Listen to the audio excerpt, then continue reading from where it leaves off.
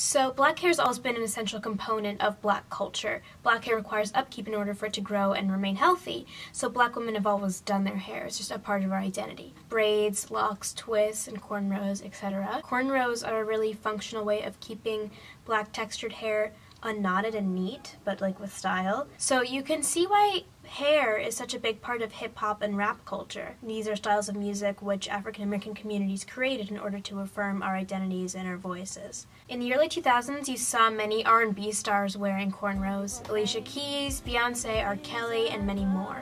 As hip-hop became more and more popular and integrated into pop culture, so did black culture. Eminem's album went 4 times platinum, and he achieved immense success in the hip-hop world. Black culture had become popular. As the early 2000s turned into the 2010s, white people began to wear clothing and accessories associated with hip-hop. More and more celebrities could be seen wearing cornrows and braids, and even grills. So by 2013, the fashion world had adopted cornrows as well. Cornrows and braids were seen on high fashion runways for brands like Marquesa and Alexander McQueen, and magazines had editorial campaigns featuring cornrows as a new urban hairstyle. And Riff Raff came onto the scene, a suburban white middle-class man who almost ironically took on a black accent and wore braids and gold teeth. And then James Franco took inspiration from Riff Raff for his role as Alien in Spring Breakers. And pop stars and icons adopted black culture as a way of being edgy and gaining attention. In 2013, Miley Cyrus twerks and uses black women as props. And in 2014, in one of her videos called "This Is How We Do," Katy Perry uses ebonics and hand gestures and eats watermelons while wearing cornrows before cutting inexplicably to a picture of Aretha Franklin. I see you.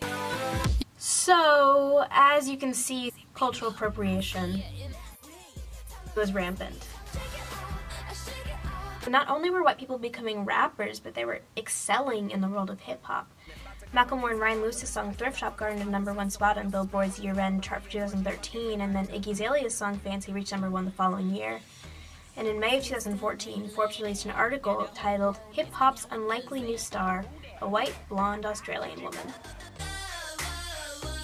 But at the same time, police brutality against black people came to the forefront in an incredible movement ignited by the murders of Trayvon Martin, Michael Brown, Tamir Rice, Eric Garner, and many others.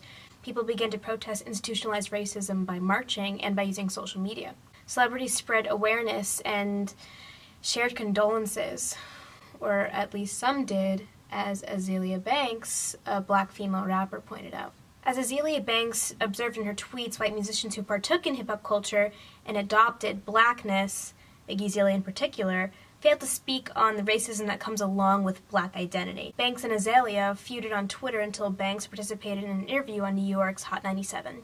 I have a problem when you're trying to, say that it's hip-hop and you're trying to, put it, up against black culture. It's like a cultural smudging was what I see. All it says to white kids is oh yeah, you're great, you're amazing, you can do whatever you put your mind to.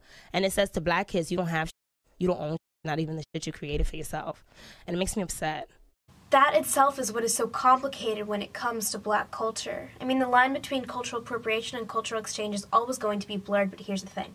Appropriation occurs when a style leads to racist generalizations or stereotypes where it originated, but is deemed as high fashion, cool, or funny when the privileged take it for themselves. Appropriation occurs when the appropriator is not aware of the deep significance of the culture that they are partaking in. Hip-hop stems from a black struggle. It stems from jazz and blues, styles of music which African Americans created to retain humanity in the face of adversity, which itself stems from songs used during slavery to communicate and survive. On a smaller scale, but in a similar vein, braids and cornrows are not merely stylistic.